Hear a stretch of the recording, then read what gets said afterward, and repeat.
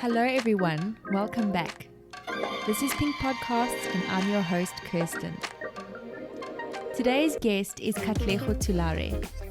He's a South African born and raised copywriter who brings the most amazing flavor and color to my LinkedIn timeline. You know how everyone says they want to be like Nando's? Well, I believe Katlego is. He's got a way of picking on things that are so uniquely South African that all of us can kind of relate to, and they are so funny. He's raw and real, and that's why I love following him. So I couldn't wait to get him on board to have this conversation with him and let you guys hear a little bit more about him. We're going to dive into where he comes from, where he gets his inspiration from, and hopefully pick up a few tips and tricks along the way. So I hope you enjoy it, and if you do, hit like, subscribe and follow, share with your network, and don't forget to leave us a comment so we can hear all about your thoughts.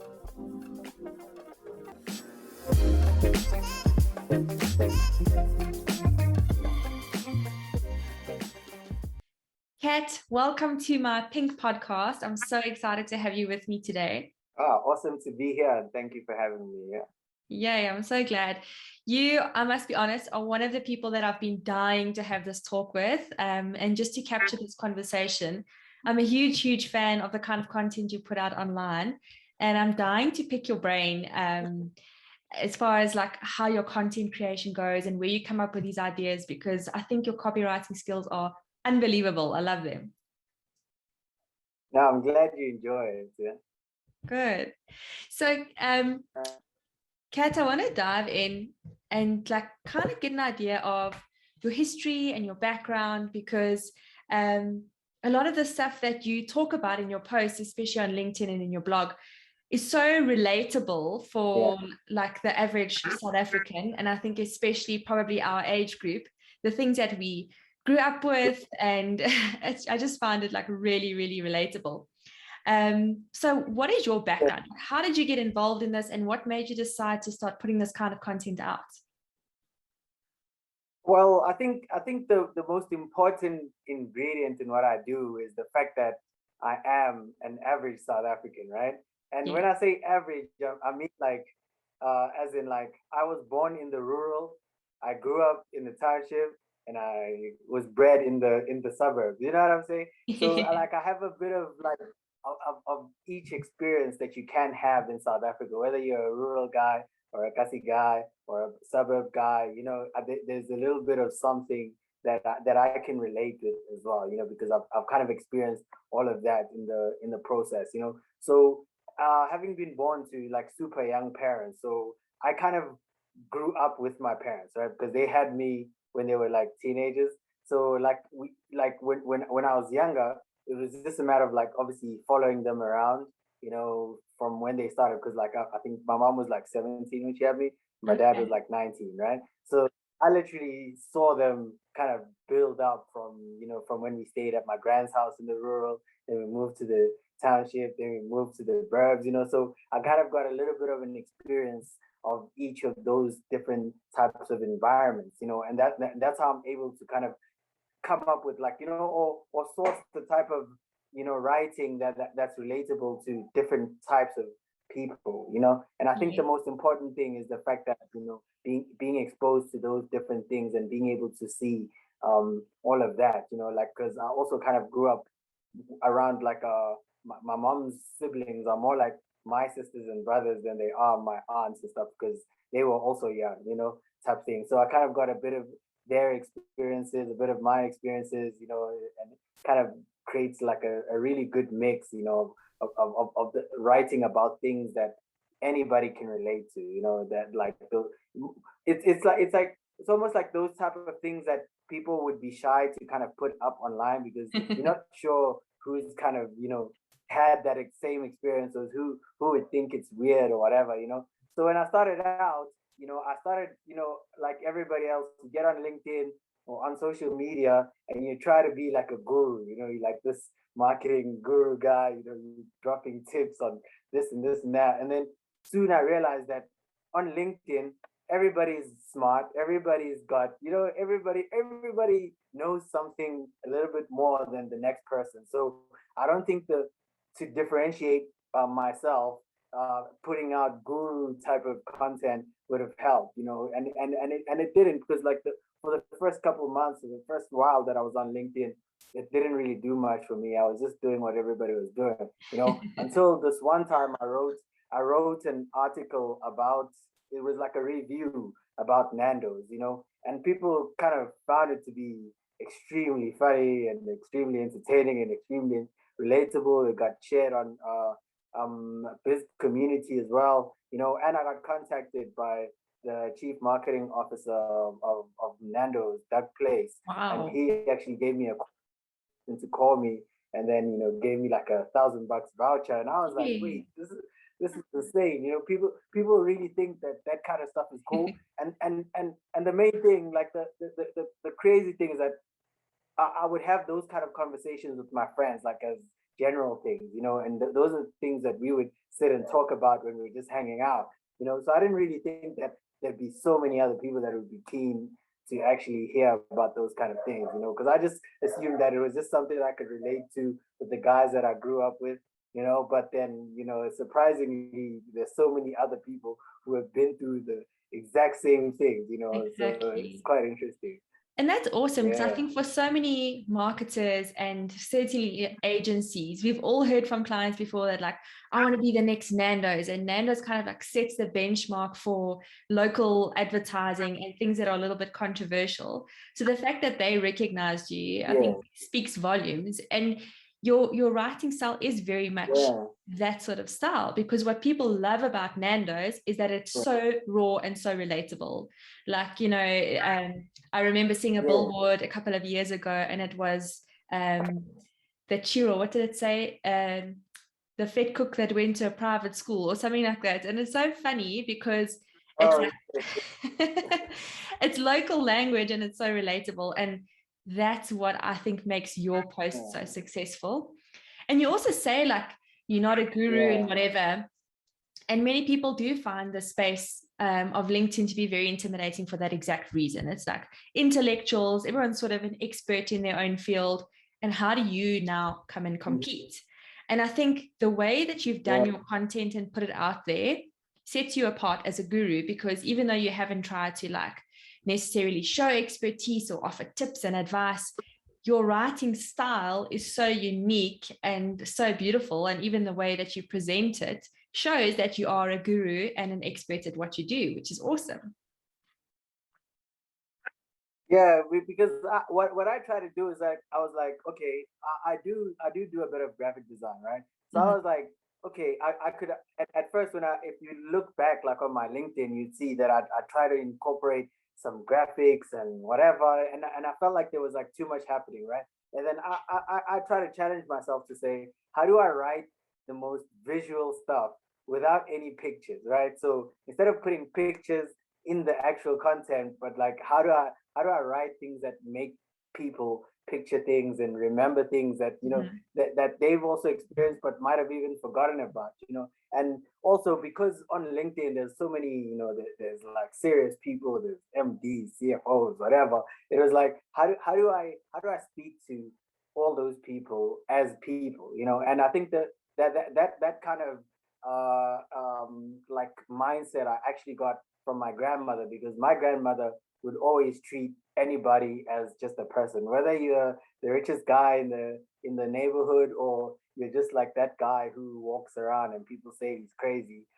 type thing. She'd always treat everybody like people. Like if you visited my grand's house, whether you were rich, broke, whatever, she'd treat you in the same way. She'd either offer you tea, she'd do the same thing. Like you'd get the same treatment no matter where you rank in society, type thing, and I think that's the type of approach that I took, to say, if I get on to a platform where everybody is an intellect, and I try to use big words and Mm. try to seem like a smart guy, then I'm just gonna fit in, because that's just the environment. Everybody's smart, everybody's accomplished. I think a lot of people that are on LinkedIn, they've all done quite some great things, so I was like, okay, so how do I relate to people in just like the most simple way, and how do I write the most visual content that has no pictures at all, but it's so graphic, in the way it's kind of put together, just to make you kind of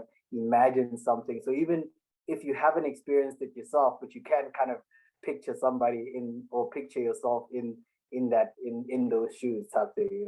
Yeah, it's exactly that. And I love that approach because it's something that I preach about all the time, is like people are so quick to reach out to the consumer, or trying to reach out to like this fictitious audience. Whereas if you just understand that what you need to do is connect human to human, it's what makes your content so much more easier to consume and so much more valuable and enjoyable to consume.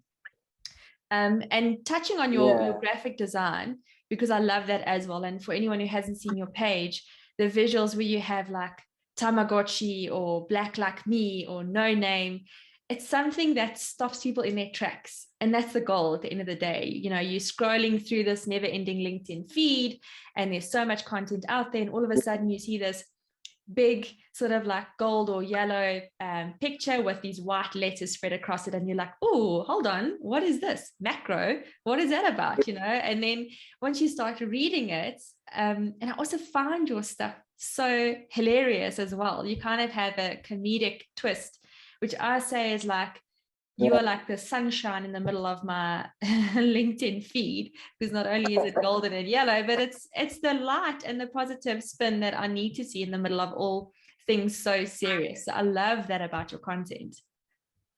Yes, and I think the other thing is obviously, having spent so much time doing marketing and branding, right? Obviously, for me, not the thought behind keeping it consistent in terms of the image, and it's kind of creating an expectation, right?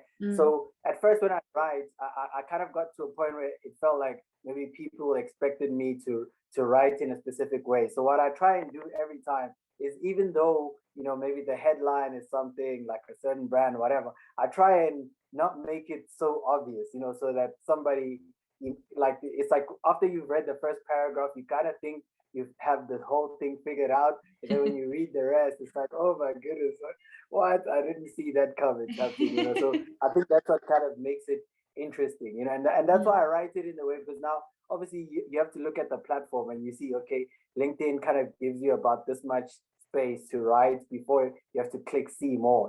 So I always write it in a way that my introductory paragraph is just enough, for you to kind of get the gist of what it could be. So you could literally just read that paragraph and keep your day moving, or you could also read more and actually discover a lot more. And I think even just the colors as well, it kind of like pops up, because I picked a really bright color because everything was gray, blue, everything, because it's a professional network, everything is gray, blue, black, white. You know what I'm saying? Those are the professional colors, that have been chosen by the world, I guess. So just that yellow, the gold, it just kind of takes your attention immediately. Then obviously, then when you start reading it, because it's something different, it's not, I'm not trying to teach anybody anything, I'm not trying to sell anybody anything, and what's crazy is that even though there's no call to actions in any of the stuff that I put in, like the DMs I always get, I can imagine. Source new projects and stuff like that, which is pretty cool. Yeah. So you've kind of answered the next question I was going to go to, because my brand and everything I kind of deal with, the color that's around it is pink. That's kind of where I've gone with things. And I wanted to ask you why yellow, because I think, I mean, I totally get the point that it's breaking up the seriousness and the gray and blue that's everywhere on LinkedIn. But you've actually built a bit of a personal brand out of just using that color. Am I right? Yes, no, absolutely. I think, I tried a lot of different colors before, and I think it was just a transition, because like, it actually was more of a transition from the logo that I created for So On Media, right? So I basically had, at first I had just this black and white color scheme that I would do, and then I was just in my own little world. So when I got onto LinkedIn and I realized that, oh my goodness, all it does just fits in with every other company, or every other brand that's out there, it was just like, okay, man, how am I gonna do this? Because if I really want to kind of stick out, I need to stick out, like, Yes. I need to pick color. Then my favorite color is purple. My favorite color is purple, and I was like, nah, I can't do purple. It doesn't have that vibe. So I was just like, okay, let me just pick yellow. And I just went with yellow at first. And then, like I was saying, like before, I used to have the yellow background, and then maybe I'd have like an image of something, and then the writing at the bottom. And then after some time, I had a couple of people that would read, the commentary that I'd write back then, and then I realized that they were more keen in the more like personable type of content, not the smart guru type content. So then I started writing, a little bit more. Then I obviously streamlined and then kind of, cut down just one square, put the title, and then have my name on there as well, just to build that brand, so that whenever people see that yellow square, then it kind of like, they have a certain expectation. And I realized that there's actually a couple of people that have kind of like adopted, a similar type of style. Obviously, they'll pick a different color or whatever, That because tends to happen when you're it's onto like something good. yeah, I've booked yellow's already taken, so pick kind of like another color. Good for you. Well done. Yeah. So there were certain things that, like, I promise you, as I read your post, I just laugh out loud because I don't know, it's just so relatable, and it kind of catches you off guard because it's something that you probably haven't thought about in years. And one of the things I remember reading was so simple, where you said, like, it was your post, I think it was a no-name post, where you spoke about just like me and all the things that were so relatable. And when you said you pronounced big corn bites, big corn bites, it was like, that was me. I was finished because it was exactly what I used to do. And I didn't think that anyone else did that. So is there any particular post? Absolutely.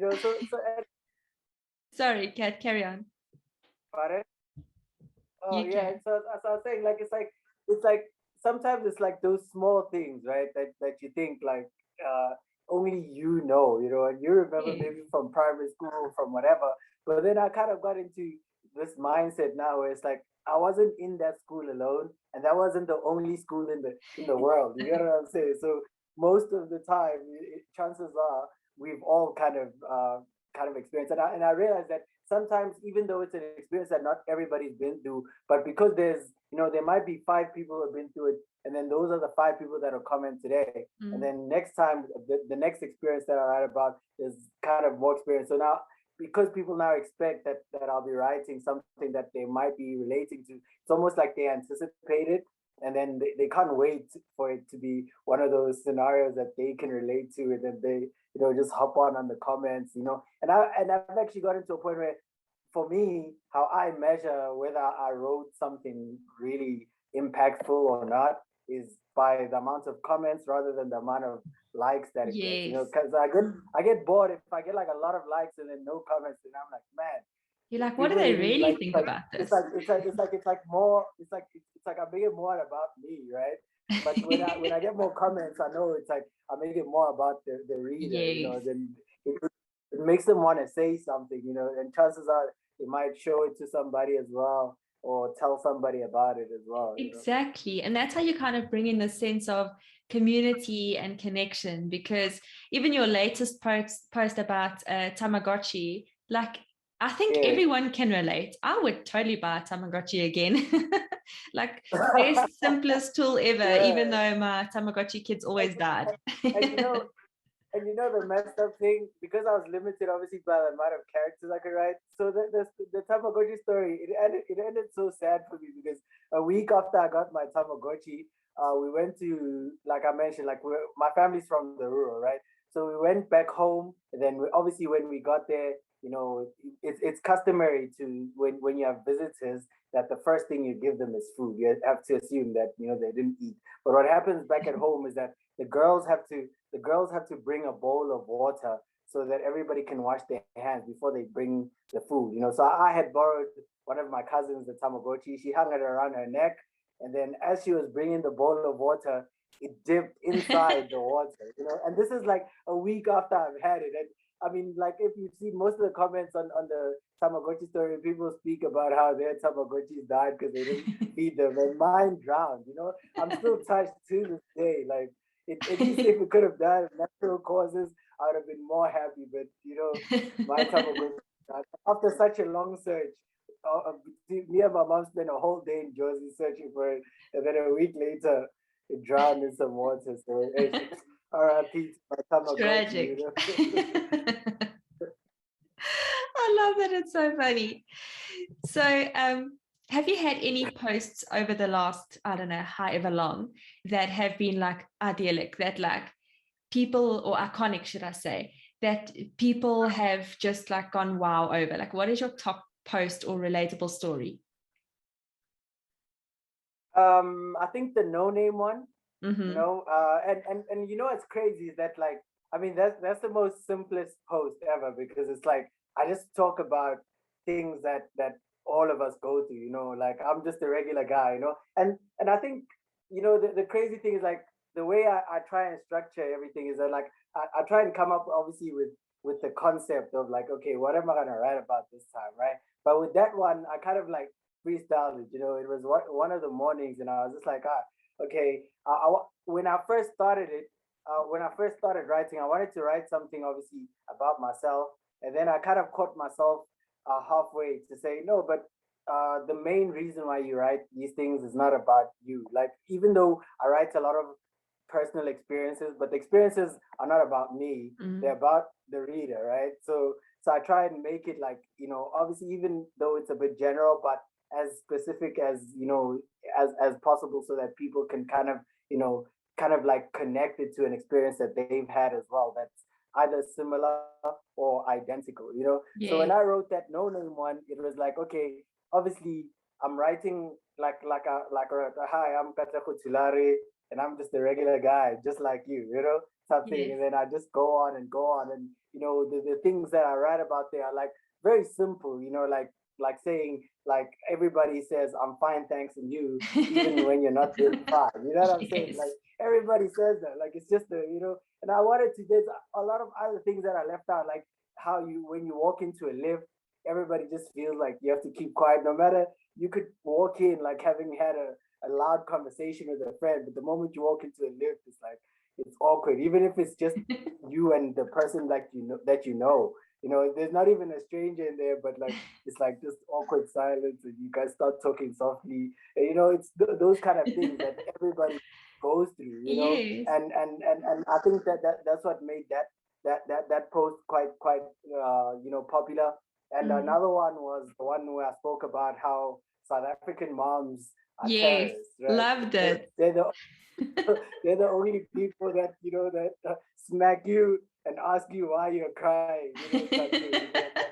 I think that post got like, it got a lot of people, because it's like it was actually one of the first few posts, that stories that I wrote, and I realized that, oh, man, there's so many of us that have been through the same thing, and we kind of get caught up in living our daily lives, raising kids, going to the job, getting caught in traffic, all sorts of things, politics, TV, news, everything. And then we kind of forget that, we're just regular people, and we're all kind of going through the same thing, and we're all figuring out this life thing together, type thing. And I Definitely. think that's just what I try and capture in the things that I write.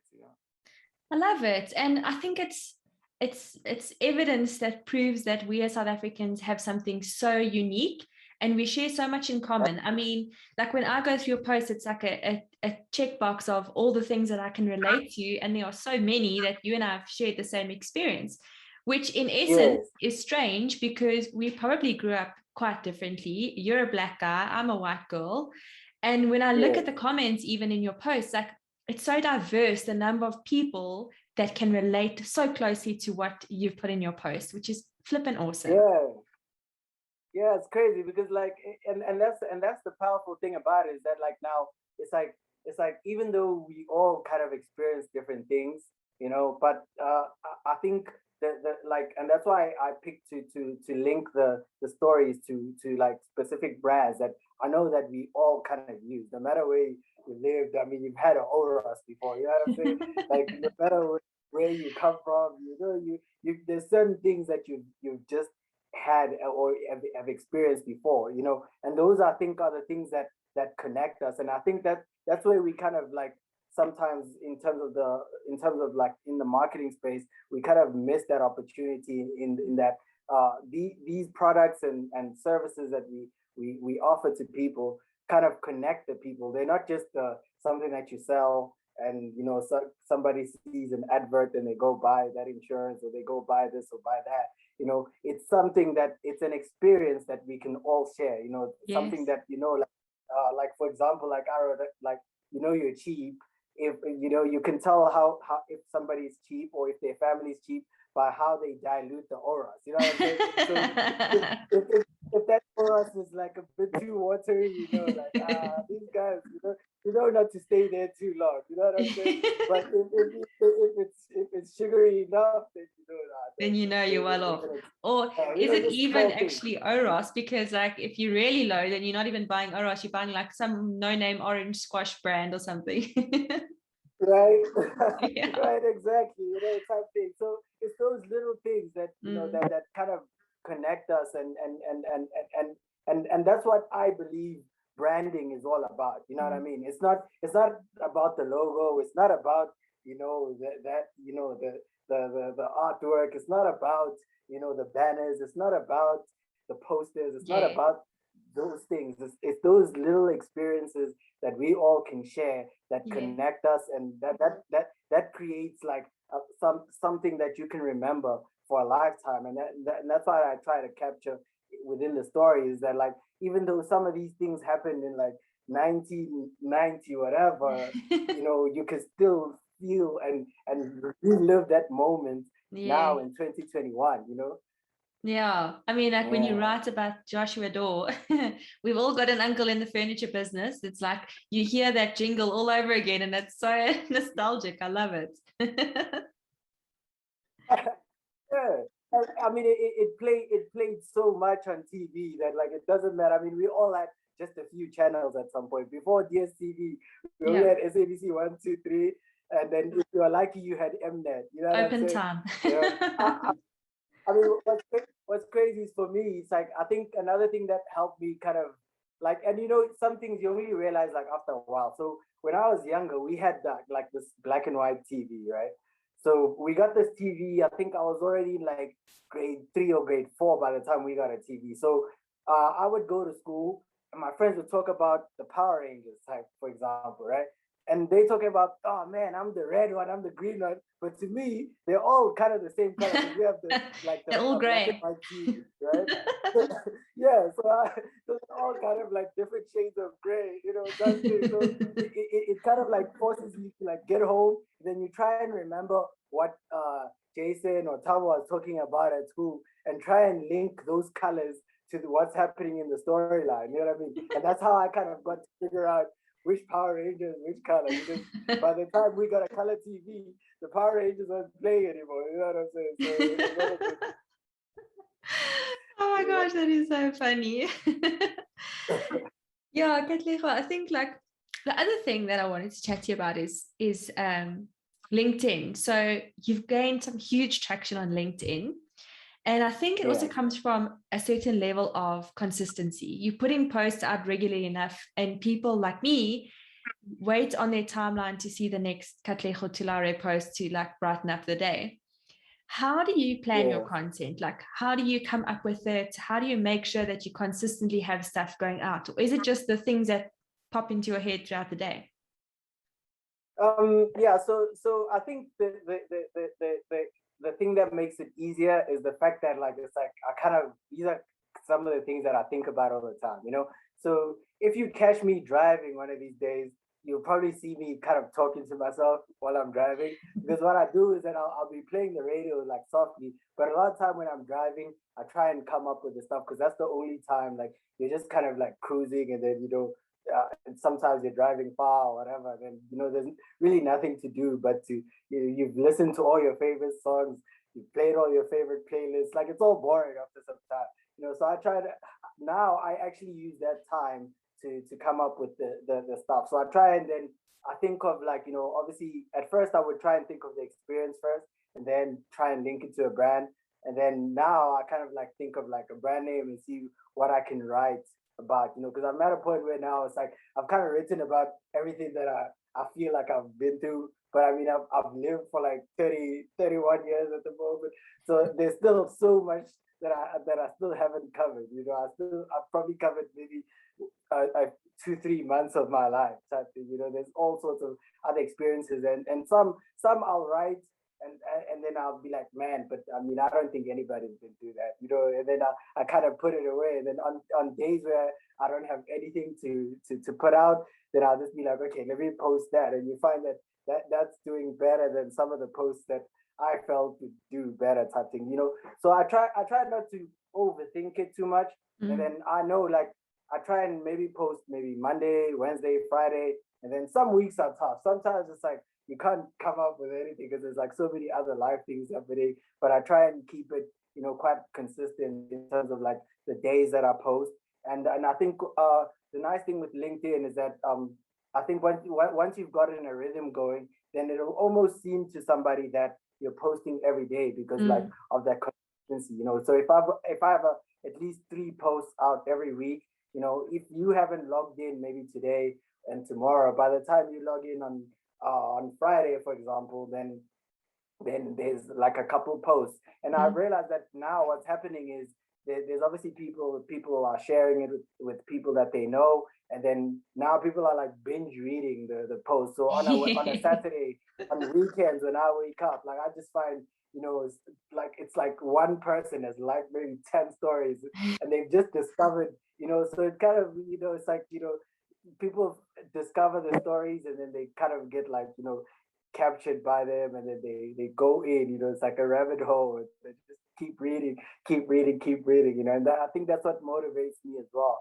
Is that, like, I mean, I just thought it was just things that, I just talk about with my friends, and now I talk about it, by myself, social distancing while I'm driving. So I just talk to myself while I'm driving, come up with the stuff, and then the fact that anybody wants to read it is like, it's really mind blowing for me. I know, but that's where I commend you, because that's the kind of approach that people should be taking, is like being bold enough to put your story out there and to be as authentic as possible. Like, this is who I am, this is what I do, this is my life experience. And it's what I've spoken about in many conversations before, is like, you'll be surprised at how many people align with your personality and your thoughts and your vibe, which is why trying to be anything else doesn't work, because you'll never really find your true tribe, as they call it. But yeah, I think the way you've gone about it is so cool. I'm definitely one of your like binging fans. I look out for your posts and I love them. And I want to say a huge thanks for sharing all this raw detail with us, because it's so funny.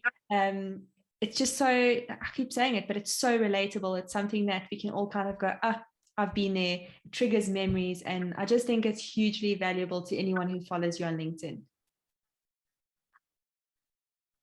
No, I'm glad you enjoyed, because I think the other cool thing is that, like, most of the time when you get onto platforms, especially like LinkedIn, is that you find people with the million rand stories, like, oh man, I used to be this, now I'm this $1 million guy, and I think like those stories are cool and they're super motivational, right? But for a lot of people, it's not something that they like. They're motivated by it, but they don't necessarily relate to it, because they still building that $1 million story type thing. You know what I mean? Most of us are still building up to our $1 million self, right?